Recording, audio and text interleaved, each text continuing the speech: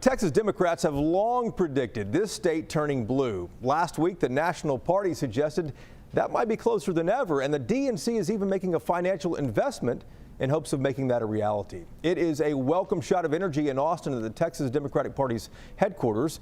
Manny Garcia is the party's executive director. He is with us now. Manny, good morning to you. Good morning. Hey, tell us how much the DNC is investing and what is that money specifically going towards? We're in conversations with the National Party right now about how to make sure that Texas is best prepared to support our nominee once we go through this presidential primary process. Right now we have 50 talented operatives at the Texas Democratic Party. It is the largest we have been at this point of the election cycle in our history.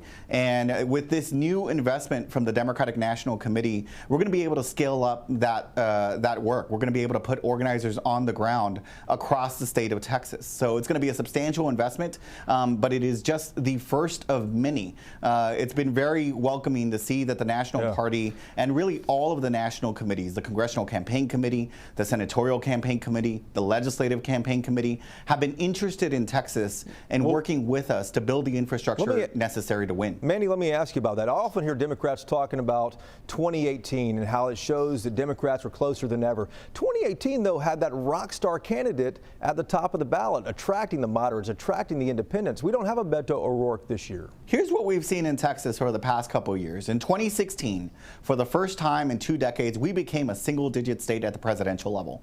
In 2018, we narrowed that gap to just 2.5 points statewide. We picked up 2 congressional seats. We picked up 2 state Senate seats. We picked up 12 state House seats. We saw that support all across the state increase, and certainly we did a tremendous amount of work. A tremendous amount of credit goes to Beto O'Rourke in the United States Senate race. But folks like Colin Allred in the Dallas area and Lizzie Fletcher in the Houston area were running robust campaigns that were both picking up the folks that were under them and pushing up Beto O'Rourke as well. And those state house campaigns were no joke in the DFW area.